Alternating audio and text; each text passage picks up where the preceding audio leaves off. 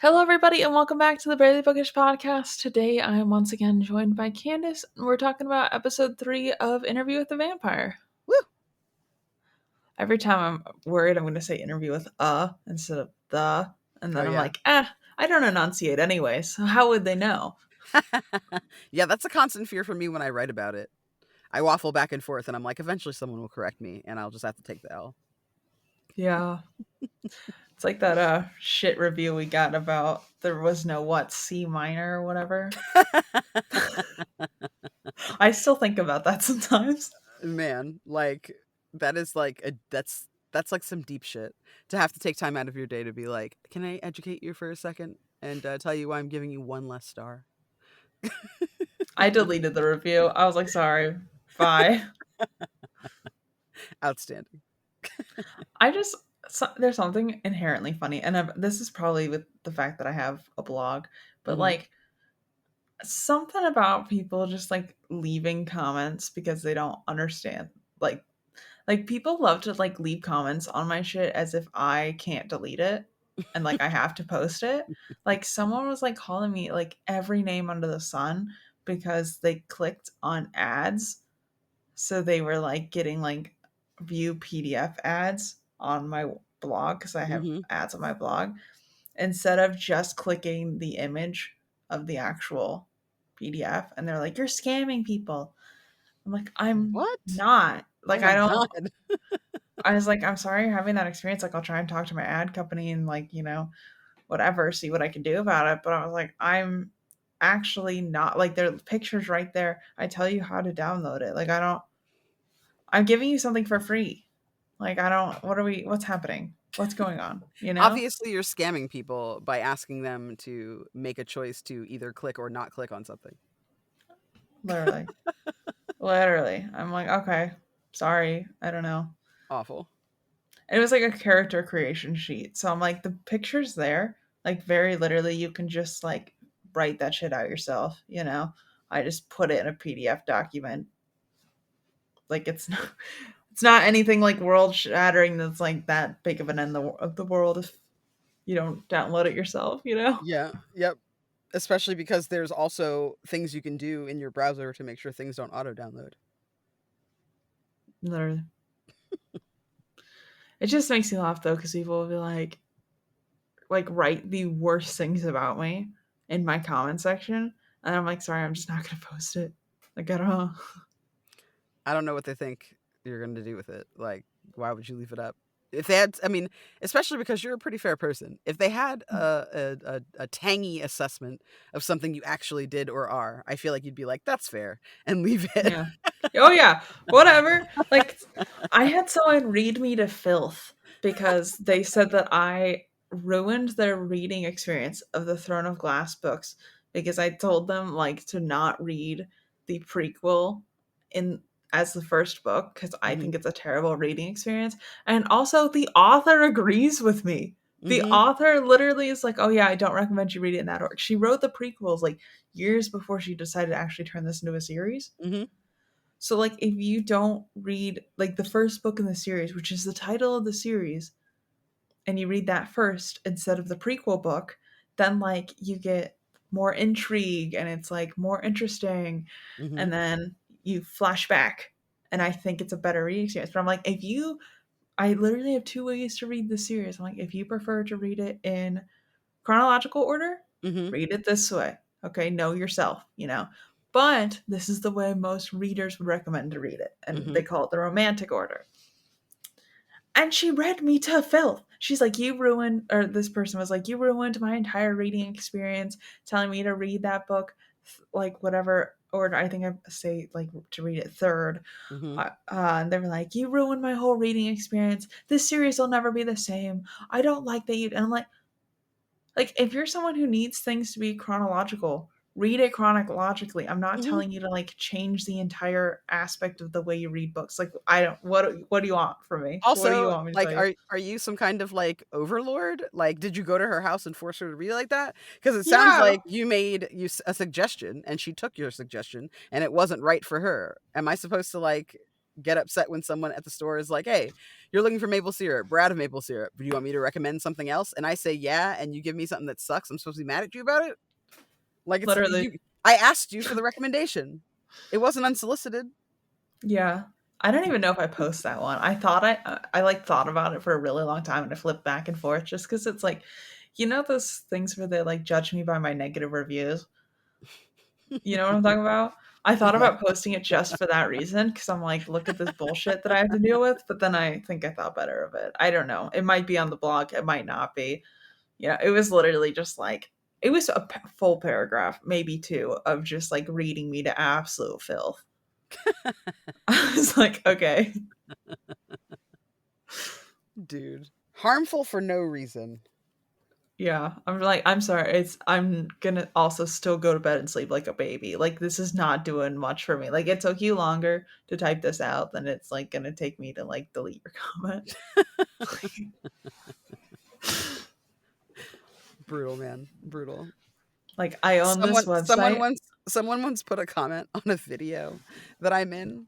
Like me and a Mhm. bunch of people like did an AP, and their only Mhm. comment was pronouns, period. Gross. Period. That was the whole comment. That was it. That was the whole comment, right? Send Yeah, comment. Fucking pronouns, gross, right? I'm And dead. I'm like, can you imagine being that person? Can you Yeah. imagine that one thing being enough? Like what your life must be that doing that one thing and shitting on people about pronoun usage, right, is enough to make you feel better about yourself. Because Crazy. that's why people do that, right? Is to like feel justified so they can like get their anger and their emotions out. But it's like if all it takes for you to have a better day is to go pronouns gross, you're walking on sunshine, friend. Yeah. You got a real sweet life if that's all it takes to feel I better want what about they yourself. have, Like you know? Jesus Christ. Like if it almost makes you wonder, why do you need to come here and do that if your life is that good, right? Just keep Yeah, it to yourself. literally. Sometimes, you know, like when you see like someone just being real dumb and you're like, they must be so happy. Yes. You don't have to think about how other people understand you after you L that hard at all, do you? No? You just go around living your life? All right, well, we are on episode 3. So, our main man, Daniel, is sitting at this restaurant. His fish is served to him and it is still wiggling. That is something that will live with me forever because why is it doing that? You know, like at that point, like, did they just like pull it out of the tank, throw it on a plate, and go dinner? You know, like I don't. Yes. I have a friend who likes really, really rare beef, and like this is what the experience is to me. Like, just go bite the cow, you know? They actually I have don't care. like restaurants like teppanyaki and stuff where if you Hmm. get abalone, like that sea crustacean or whatever it is, Hmm. abalone, like it looks like a giant like sea snail sort of.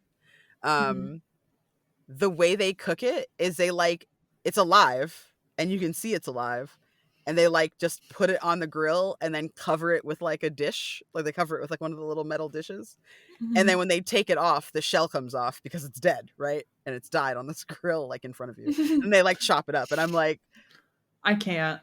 I get it and everything. Like I get it. Like I eat beef. I get it. Somebody has to kill that for me. I'm a pretty princess, right? Like who doesn't Hmm. have to face the mortality of the food that I eat. I recognize that we need to honor what we eat and care. But that to me is rough. Yeah. like it's rough to me. Um but I mean people do that when they make crabs, right? They just kind of throw them in there and then they're cooked. You just put the little lid on and you take it off and it's done. So I don't know. Seafood really makes you have to like face being a predator, right? Hmm. I've made Which this are joke a couple times, but mhm. like if the apocalypse happened, I'd go vegetarian again so quickly. Like I'm not Yeah, like not tough enough for that. mm-mm. Like I one of my like best friends like goes hunting and I'm like I'm gonna be honest, I don't get it. Like I just don't understand. Like it's never gonna make sense to me. So you have fun over there. I don't have no idea. Yeah, I totally get that. Daniel's sitting at the table. Well, it's Mhm. like a bar. I don't know. It's like a sushi counter. I don't Mhm. know what you actually call that. But anyways, he's sitting in a chair at a restaurant Mhm. with the wiggling fish, and this dude just like pretends to talk on his phone, and he's like, "So, you know about vampires, huh?" And I'm like, "Sir, hello." Daniel's like, I came here to eat a live fish in peace. Can you leave me alone? Don't talk to me about it. His name's Raglan. What kind of name is that? Honestly, Suspicious as honestly, fuck is what it is. Suspicious. yeah. And then he's like, and we've downloaded a bunch of data onto your computer, because they're hiding things from you. Yeah, no fucking shit, dude. They're hiding things from, like, obviously. Of course they're hiding things. They're vampires. You don't go and just like be like, "Oh yeah, I so trust you, Mr. Vampire. I know you've lived 500 years and it's totally not because you've done sketchy things. Totally not at all." Like, of course.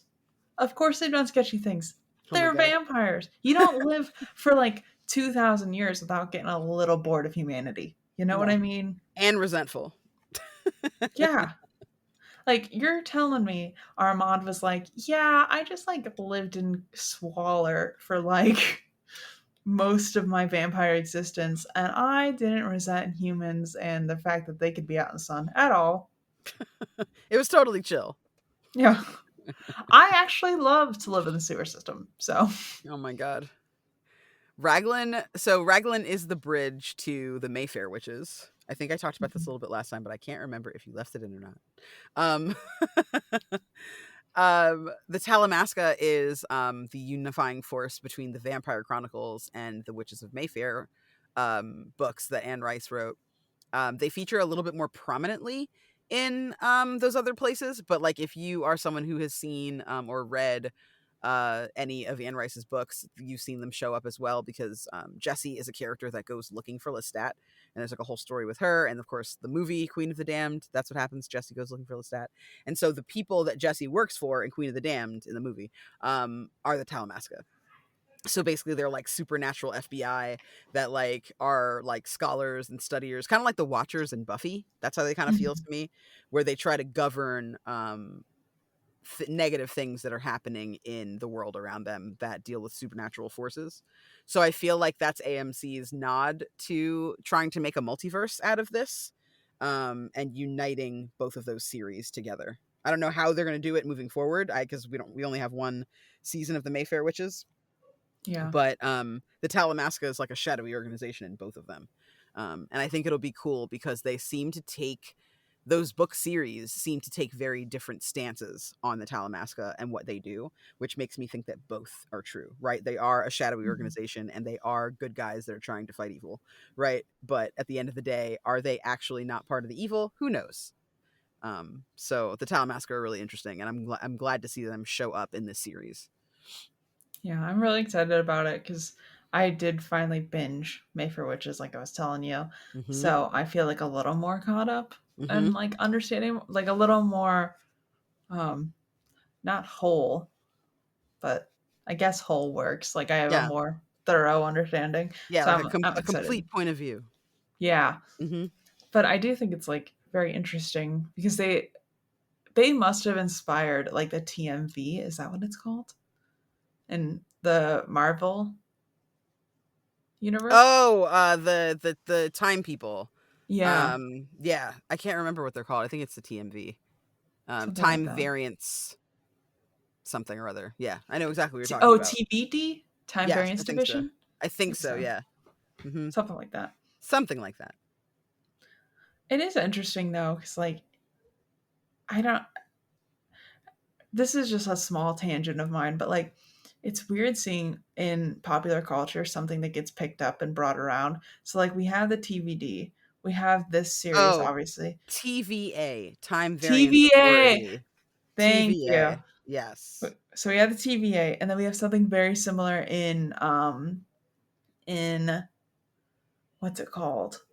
Umbrella Academy. Mhm. Mhm. So it's Yep. like I feel like that's like the next wave of stuff that's coming out. I'm like, what does it say about the world we live in right now? You know what I mean? Literally. I mean, we had Hunger Games and now we're here. So Yep. I feel like it's all coming for us, right? The dystopia is real. at this moment. We're heading toward it right Honestly, now. why I know Handmaid's Tale is really, really good. I just don't think I can handle watching it yet. Don't, Yeah, don't. It is not a good time. I Don't know. do it. Don't do it. You've read the book? Nope. Okay, you can read the book. I haven't Mhm. read the sequel yet, but you could probably read that too, but I wouldn't watch it. Yeah. It's really bleak, and we're closer to it than we were when the show first came out. So don't stress yourself out like that. Nobody needs that in their Yeah. life. There are other things Like, to watch. I want to, because I know, like, she's a great writer, and I love She supporting is. And writers. yeah, the Can't do that show to myself right now. the show is great, Yeah. but I couldn't make it past the 3rd season. And I'm pretty Yeah. tough when it comes to like horror and like things like that. Like I'm pretty good when it comes to like uncomfortable television, but I Mhm. could not. I honestly think I stopped halfway through the 2nd season, Yeah. if not the final episode of the 2nd season, because I was like, surely something's gonna change and something bad happened, and I was like, I can't keep doing that. I don't have enough time left for this. I Yeah. gotta get out of here. Yeah. And honestly, it already deals with, like, a lot of my, like, great fears, and I'm like, Hmm, hmm. yeah. Like, it's one thing for me to read about it, it's entirely something else to watch it happen, you know? Yes. Yes. So, yeah, I think if you want to scratch that itch, see how the book treats you, Mhm. and then give yourself a very long break after you read it, and then read the 2nd book, and then in 2029, after it's Yeah. become clear how the next few years are going to look, Mhm. if it's good, then you can watch it. I'm going to say wait 4.5 years, and then you can watch it. So, then we get this clip of him being, like, interviewing Armand, like, Daniel interviewing Armand, and I don't know if you noticed this, but he was like, "How do you guys, like, stay away from history with technology and everything?" And sometimes his voice would not show up on the recording. Did you notice that? I did notice that. Okay. I didn't notice it the He first was I watched very this. off the record. Yep. Mhm. Crazy. He, like, came in to try and be a peacemaker, right? He Mhm. came in to try and, like, be the butter on the toast, right? To, like, smooth it all out and be like, "Can't we work something out?" Right? Like, came to, like it felt like he was almost brokering a deal. Like, it's clear that he wants to, like, intervene with interfere with Louis's recounting of this story, right? It's obvious, Mhm. like, from day one, right? From when he pretends to be, their servant, to this episode that we're discussing now, when he's kind of like trying to do things to make sure that he's not actually being recorded, right? So that whatever is actually being recorded, maybe it's something completely different. We don't even know what his powers might include because he's so ancient, right? So like when I saw that, I was just like, okay, so then they're definitely still taking us in the direction of Armand being like a free agent. That's Mhm. how he feels in the book. Like he's a free agent. Like he loves Louis, but he's ultimately out for himself, which is why he's not honest about what he does, right? What he Mhm. ordered or what he ordered to be done. So when I see that, I'm like, okay, so you're keeping that that like archetype in him, because like, what is that, right? Why can you Mhm. fuck with the electronics? Why hasn't he been fucking with the electronics this whole time? What story is Daniel actually getting, depending on his control in this situation? And the other layer of this too is like, because is the camera actually there? You know what I mean? Hmm. Like, is the camera also part of this? Like, is the video camera something that's like happening while they're doing the interview? Is Armand able to manipulate even what we're seeing as a viewer? Yeah. You know? Yeah. Like I do wonder. I do wonder. Like, I also felt like there were notes of the Talamasca having hacked Daniel's computer too. Oh yeah. Like, that's also the vibe. So I'm like, what does that mean long term, right? Is this one of those Mhm. situations where there's a mole and he's already working with the organization, right? Is that what this is? Where like maybe Mhm. Armand has already been like, "Hey guys, so just to let you know," right? Like, Mhm. is he a mole? Is he a worm? Like, what's going on, dude? Like, there's so much intrigue in this show that like I feel like they're really making a meal out of Anne Rice's work. Yeah. Like, there was so much less intrigue and mystery in Interview with the Vampire, and here it's like nothing but. I feel like they really set it Mhm. up well.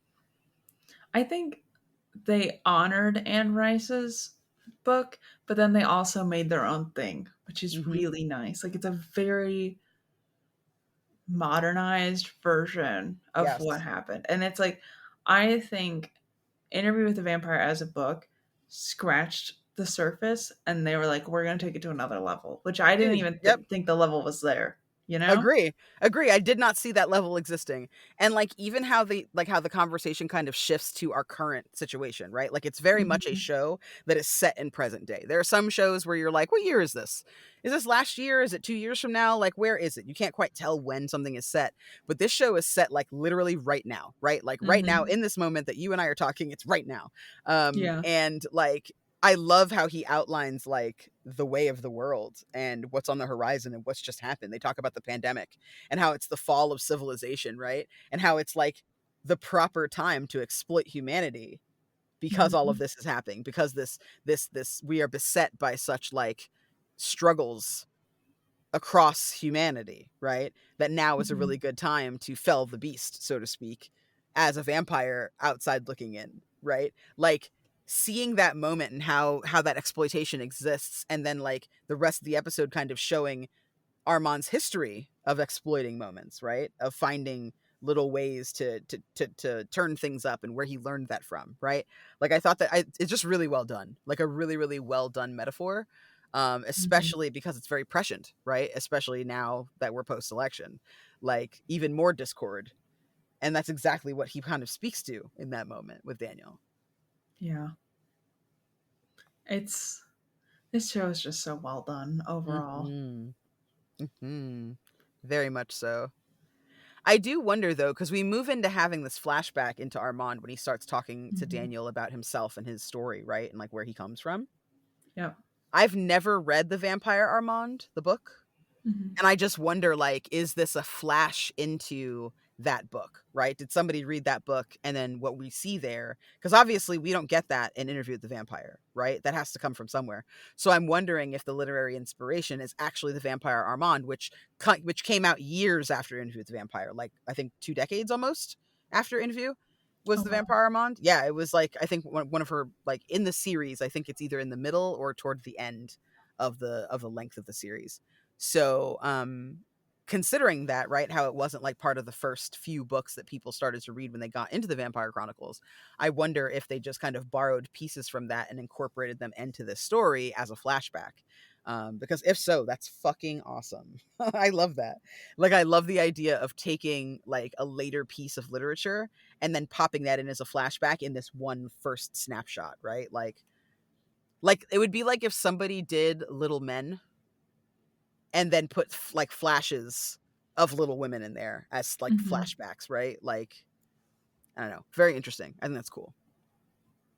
Which I beef with that book so hard. I hate Little Women, and I'll stand on that. Same. It's bad. Same. I mean, it was progressive when it was written, but like it does not hold up. You No. know what else is like that? Uncle Tom's Cabin. Very progressive when written. All the best intentions in the world. Mhm. Unreadable. But anyways, so we get the flashback of Armand. It is 1556. He's leading his little vampire cult in the sewers.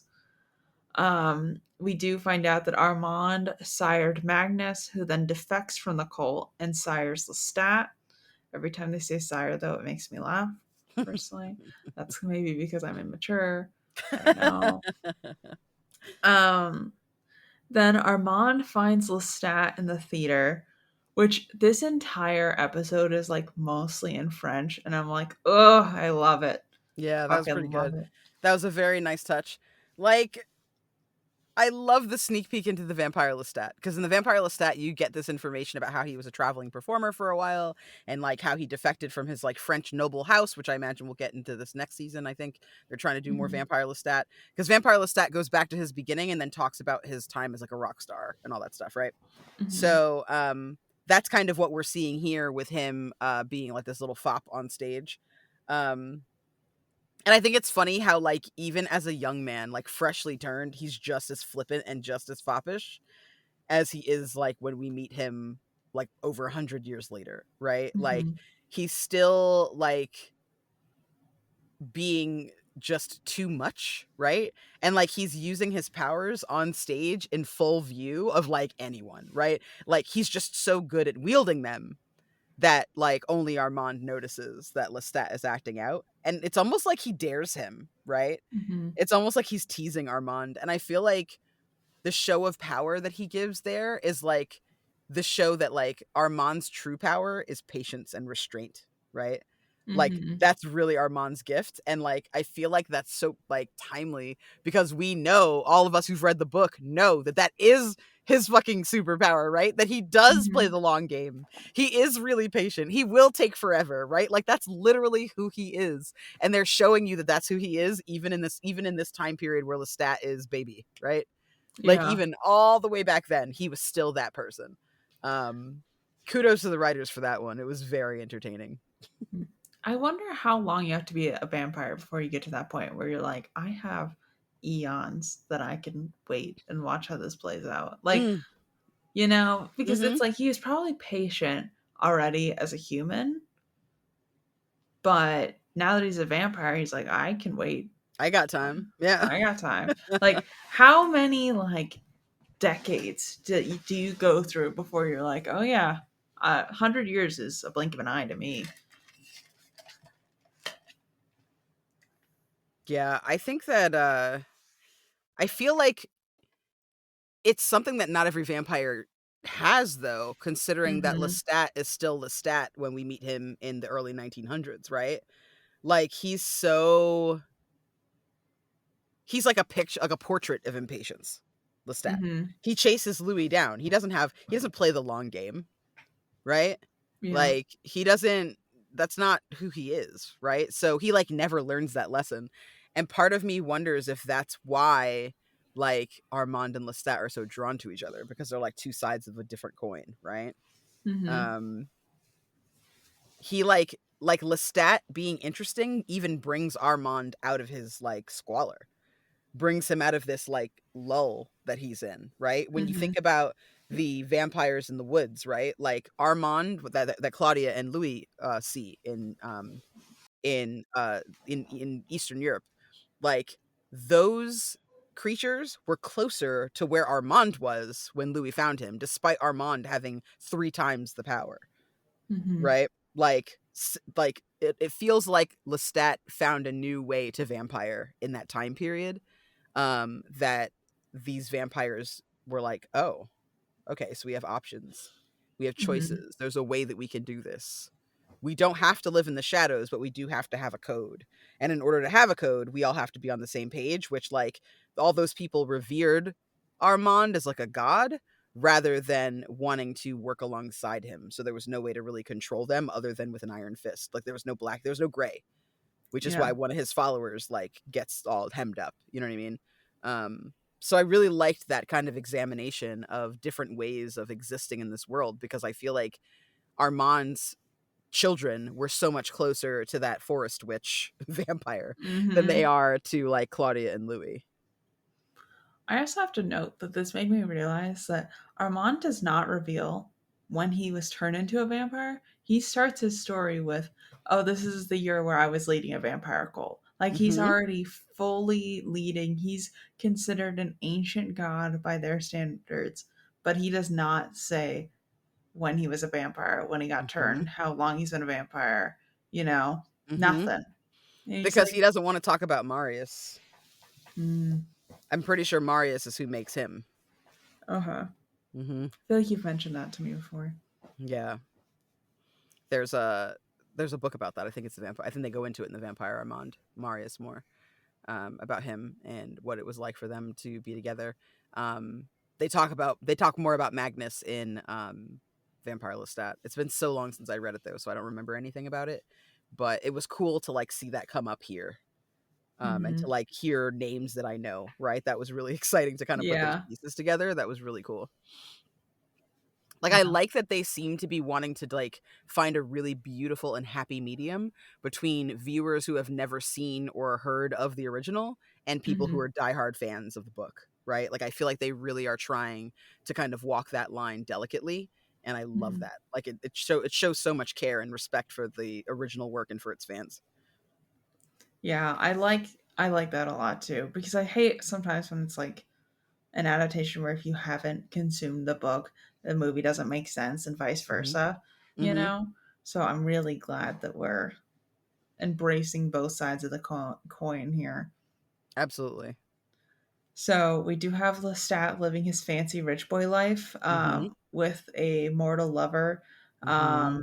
And all of the vampires are like, excuse me, why does he not live in the shits? You know, like literally all of the other vampires are like, we have poo poo stains on our toesies. And Lestat is like, well, I just dined off a gold charger. So, you know, like that's the energy he's giving. Oops.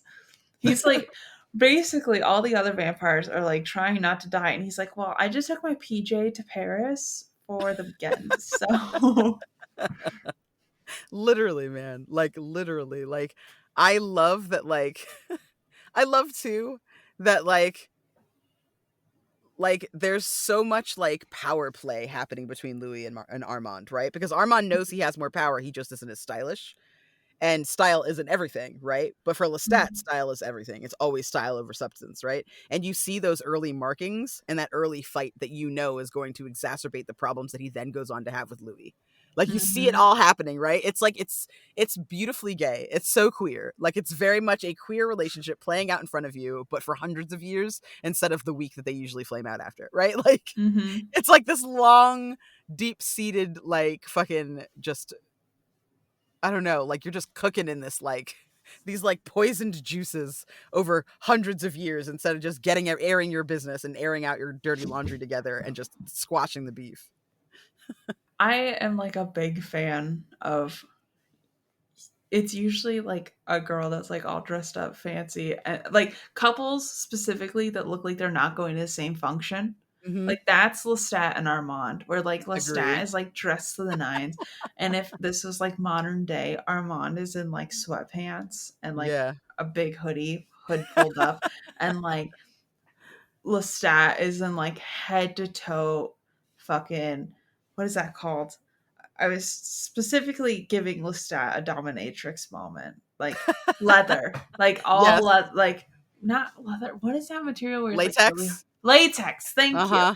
Like, and Yeah. you're like, where the fuck could they be going? Like, that's the Is your energy we latex have. outfit under the sweatpants or Like, was one of you afraid to leave in the latex? Like, I don't understand.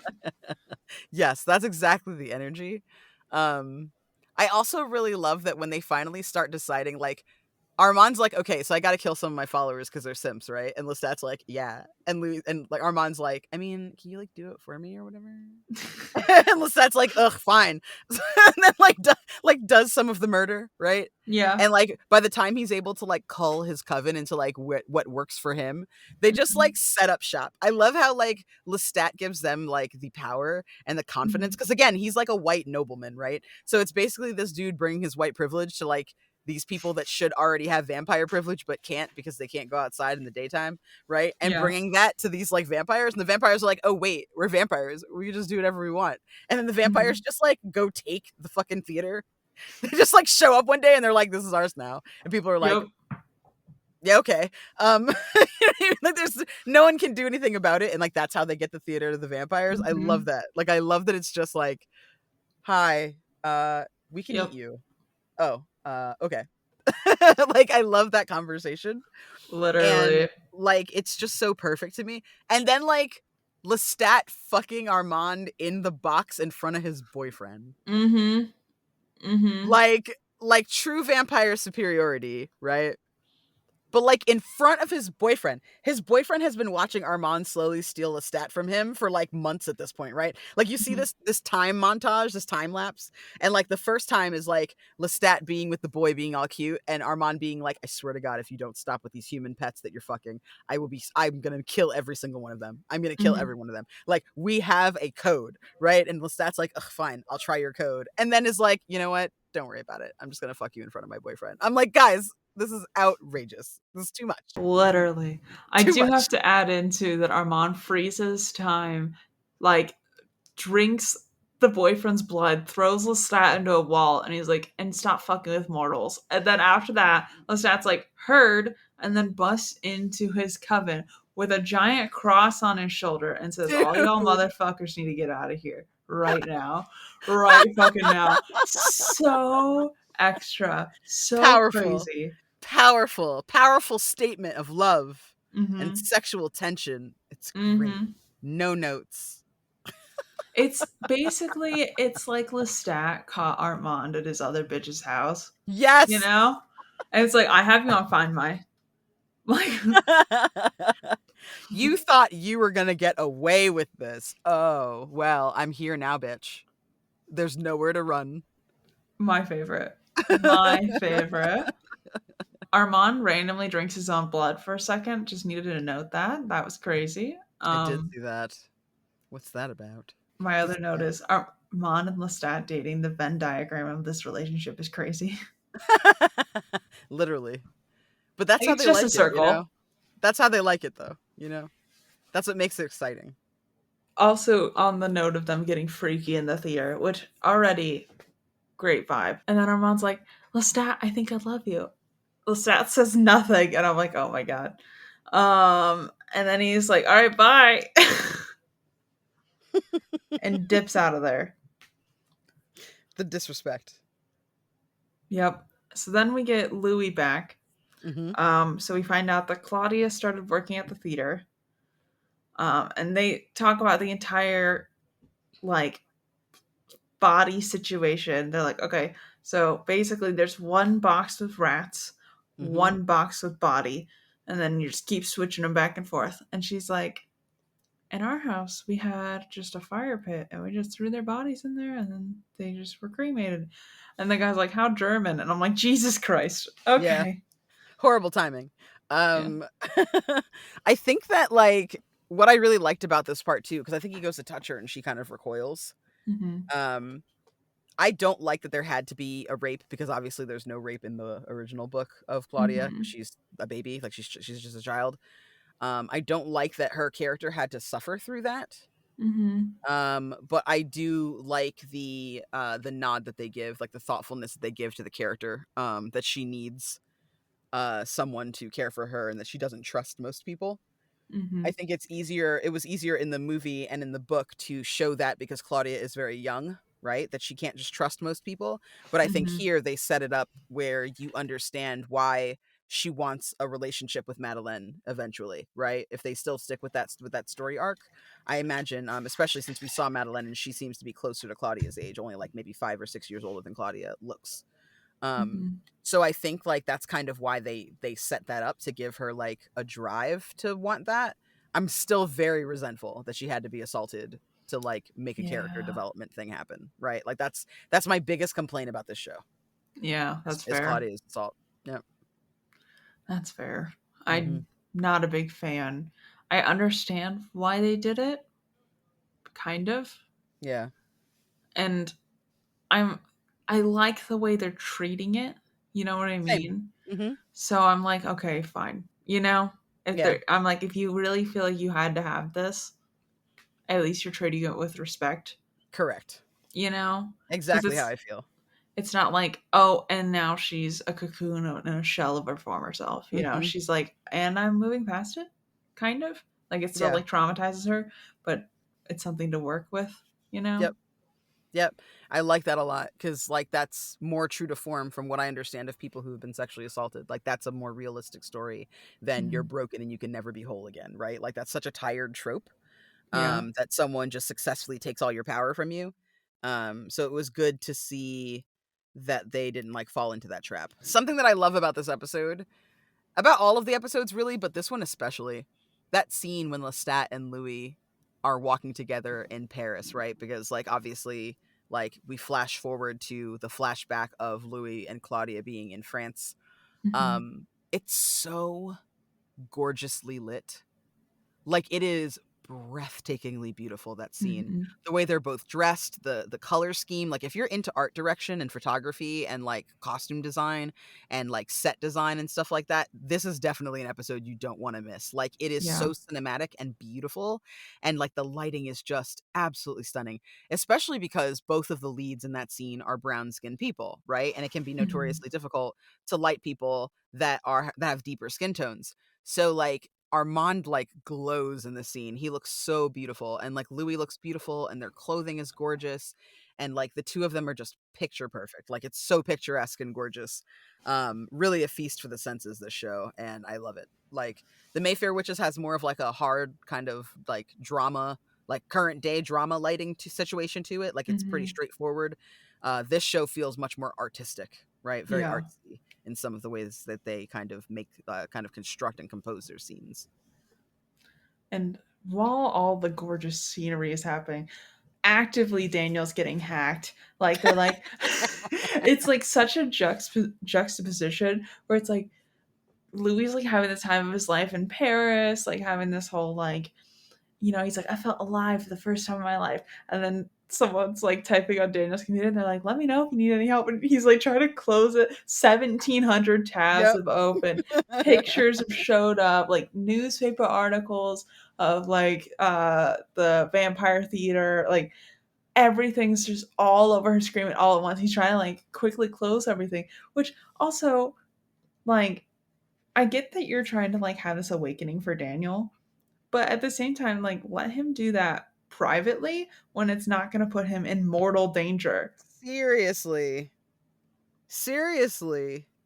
Like they The can whole listen in, like the hacking person can listen in on this entire recording, Yep. hear that he's actively having a conversation with two vampires, and yet they're like, "Oh, Leia, now's the time." Mhm. I'm gonna type to you in this instant messenger style window Yeah. like it's 2007. Like, what? And he's like, "Let me open AIM really quick." You know what I Oh my mean? god. Like, and Armand is just looking at him like, "I can see your screen through your eyeballs," right? Like, I'm Yeah. there, like, watching it, like, sweating, like, "Uh-oh, uh-oh, uh-oh. Obviously, you're deviating from the fucking narrative. Clear Daniel Mhm. doesn't have to make it through this whole thing. He damn sure barely got out with his skin the last time. So what's Mhm. going on?" Like, I'm getting, like, really nervous for him. Oh, god. High stress.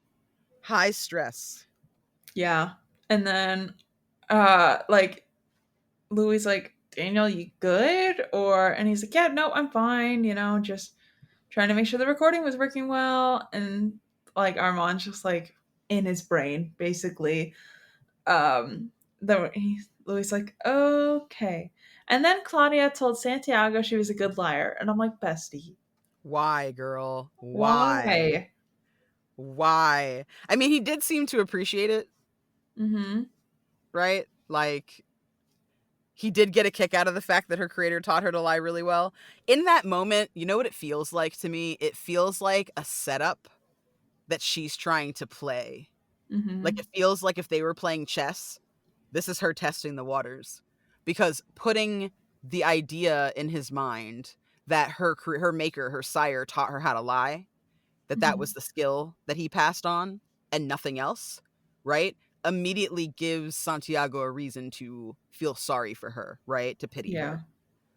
And we already true. know that Armand has the skill to know that Louis was definitely involved with Lestat, right? So Mm-hmm. chances are these other people can probably smell it on them, right? At this Yeah. point, like, we know they're probably at least a little suspicious. So, especially with how Santiago asks her questions, like the tone that he takes with her and stuff, like, he's Mm-hmm. friendly, but it's clear that he's like, you're hiding something, right? Like, it's obvious that they Yeah. know that something is not quite right. So she's like, I'm going to plant this seed. He taught me how to lie. It's not my fault that I'm like this.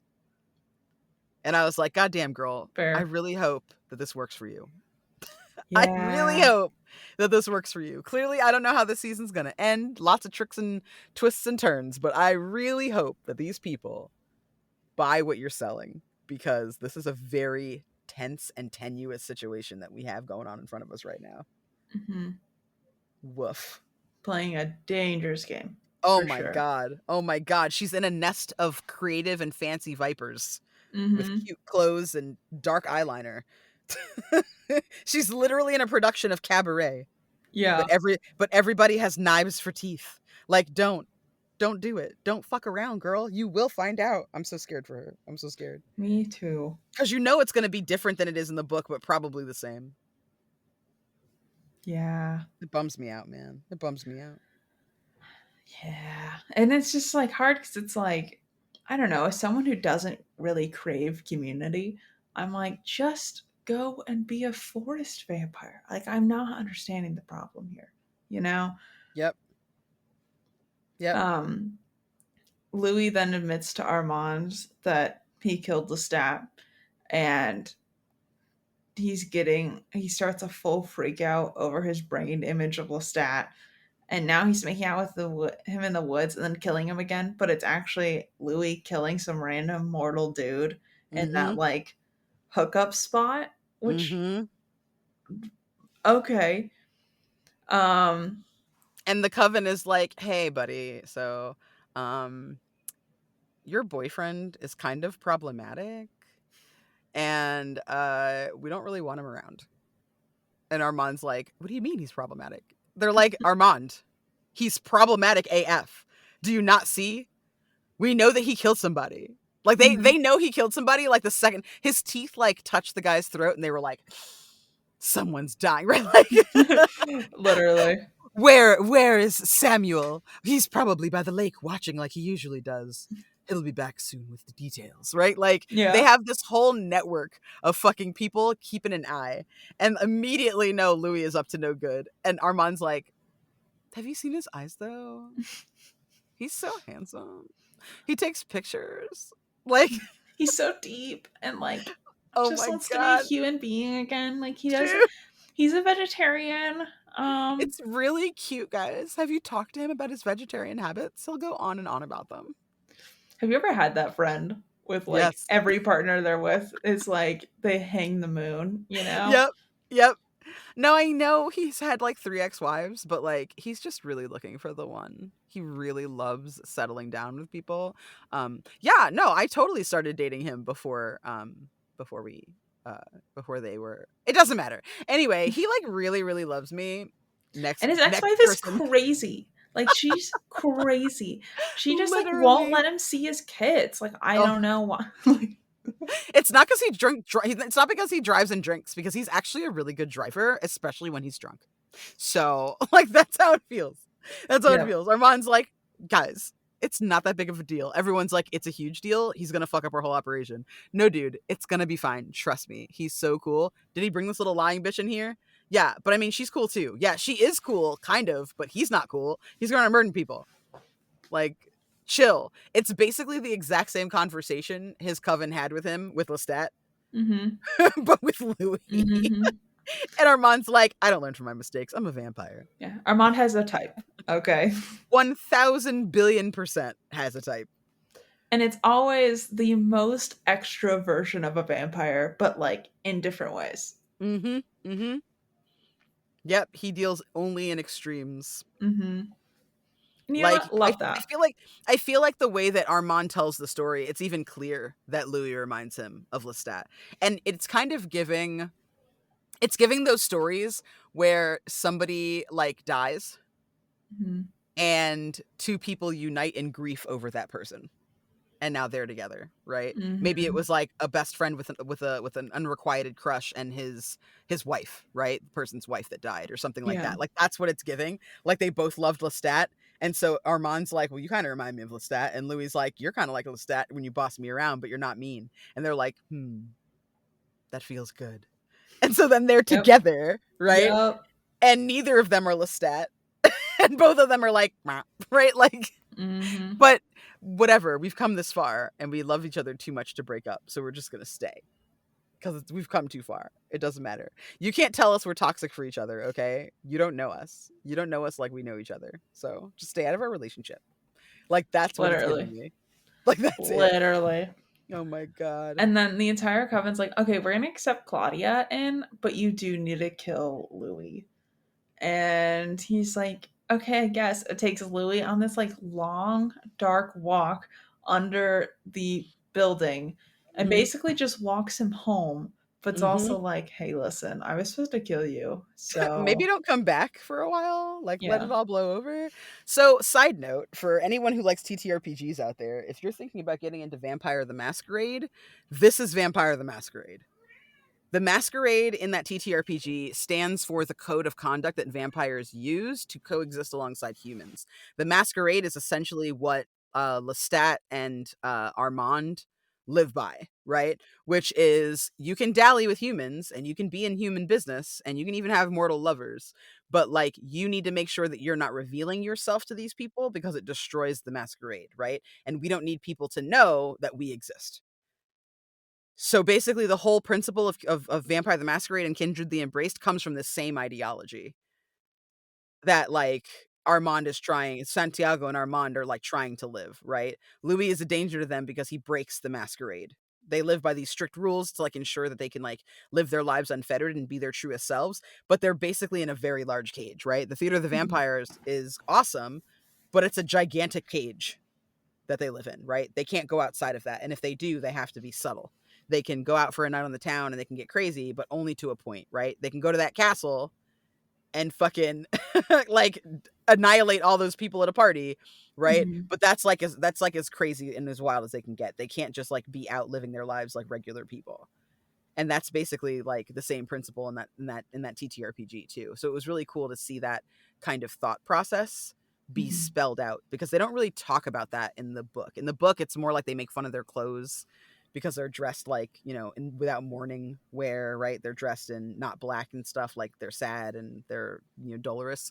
They're dressed in pastels and bright colors, right? They don't look like vampires. They look like people who go around in the day. But I like that they kind of pull that apart and kind of turn it on its head in this show, Mhm. by showing that there is actually a solid code that they live by, and the failure to adhere to that code is why Louis has to go. Yeah, I really Hmm. like it. Yeah, two bottoms in love, though. That's what this episode should be called. Oh yeah. Oh yeah. Um, Armand is clearly a switch, but two bottoms in love. I'm dead. So then Armand also was like, "Hey Louis, Claudia's not going to live very long because she has made it 14 and her mind's going to revolt," which I think is a very interesting like thing New bit of lore. because it's like, does that hold true for everyone, or is it because of her personality not being able to develop? I don't know. So I'm I don't think thinking, that's what he's saying. what do you think he's saying? I feel like that was a thinly veiled threat that she's not going to live very long because she can't handle it, right? Like her mind, oh Mhm. yeah, her mind's going to break and blah, blah, blah. I feel like that's just an excuse. That's true. I feel like he knows that the other vampires think she's an abomination. Mhm. And I wonder if that's like him trying to kind of soften the blow or something, right? Because Yeah. like we know Armand is a fucking liar. Like we know he lies. We know it. Mhm. Like he's professional at it, right? So like how much of what he's even saying in this flashback is true? Knowing that in the book none of it was, right? Everything he said was like bullshit. Like in the book Armand actually like tries to convince Louis that they're fine, right? That things are okay, that it's all going to work out in the end, right? Like he's not forward with Louis about what's going to happen with Claudia. Yeah. So like I feel like this is him just doing the same fucking shit up to his same tricks, man. That, and it's like he rubs it, they rub it in deeper because then they make Claudia play a little girl and they're like, "You're going to have your own show and you're going Mhm. to be a child forever." And she's Mhm. like, "Oh my god." Great. Totally what I was hoping would happen. Thanks. Like Yep. Yep, just rubbing salt in the wound forever. I do like that she like chooses the high road and she's like, "You know what? Like this is what's in front of me. I'm going to take it." Yeah. Right? She's like, "I need to separate myself from you. Like I need to gain independence from you. Like I have to start making my own life. And I know because I look young, it's going to be harder for me to do that, but if this is a way that I can do that, then so be it." Right? Like Yeah. she swallows it. And I feel like for that swallowing of like this like just chunk of bile, like she deserves better than what I'm sure is coming to her. Oh yeah. Oh, and then after Armand just like violently threatens Louis, they start making out. I'm like, Mhm. okay, sure. Mhm. And that's where we end the episode. Dude, like, clearly just visiting their obsession upon one another. Mm-hmm. These boys. These boys! I cannot wait for the next episode. Literally, it's killing me not to watch it. I'm thrilled that we're recording, so now I can fucking feast my eyes on it, because damn. Same. It's so Same. good. The thumbnail is Claudia in a frilly dress, and I'm like, this isn't gonna go Mm-hmm. well. This is gonna Oh be a yeah. real bad time. Okay, cool. Thanks I for the know. warning, show. I don't know if she's gonna like make it past this episode, like the next episode. Same. I'm really nervous. I'm Me really too. nervous because they're gonna need a lot of time to sew up those loose ends if the next season is the Vampire Lestat, right? That means Hmm. that this concept has to wrap in what, 6 episodes? So I think next episode she'll at least meet Madeline, like, properly. Yeah. Unless Madeline isn't even part of it. Maybe they rewrite it so Madeline isn't a piece of that puzzle. Yeah, I don't know. There's so many possibilities. I no longer know where the road's gonna go. Isn't that so exciting though? Usually I Yeah. hate this part in an adaptation when I'm Hmm. like, I can't even recognize the book. Like, when I get to that place, I'm usually really frustrated and I fucking had it, and I'm probably going to turn it off soon. But like Hmm. right now it's actually exhilarating. Like, it feels so exciting to not really know where they're going to take it, because even though you know like pretty much how it's going to end, Hmm. you don't know, like, even the Vampire Lestat could still be a continuation of Louis having this conversation without Armand, right? Yeah. Like, it could be anything. Like, we don't know what's going to happen, because Louis's story, I don't know if there's a different book later on in the series that Rice wrote to wrap Louis's story, but in Hmm. the original book it's just over, right? Louis doesn't die or anything. It's just done. Yeah. So part of me is like, what kind of hijinks are you cooking up for this next season? No, What are you anything guys could what are you happen. planning? Anything could happen, like, literally. I don't know, it's an exciting time to Hmm. be in an interview with the vampire person. I'm very excited to get to the next episode. Hell yeah. But that's all we have for this episode. Candace, where can the people of the internet find you and the things you're working on? You can find me over at Blue Sky, at the Candace Marie, Candace Marie. You can also find me pretty much everywhere else, like Instagram and YouTube, at Candace the Magnificent.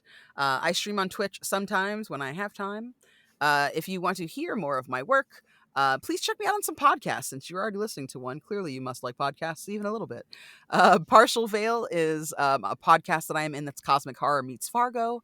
I'm also in Frequencies, which is about what happens when your creative process becomes horrific. It is an AP using the Kids on Bike system. And then if you like tabletop stuff, please head over to Three Black Halflings and listen to me in the Herald of Shadows. Our first episode features myself, Jonathan Charles, Jeremy Cobb, the GM, and Brennan Lee Mulligan. So check that out if you are interested in TTRPGs and Dimension 20. And plus, we'll see you right here once again in 2 weeks. Bye, Hell everybody. yeah. Bye.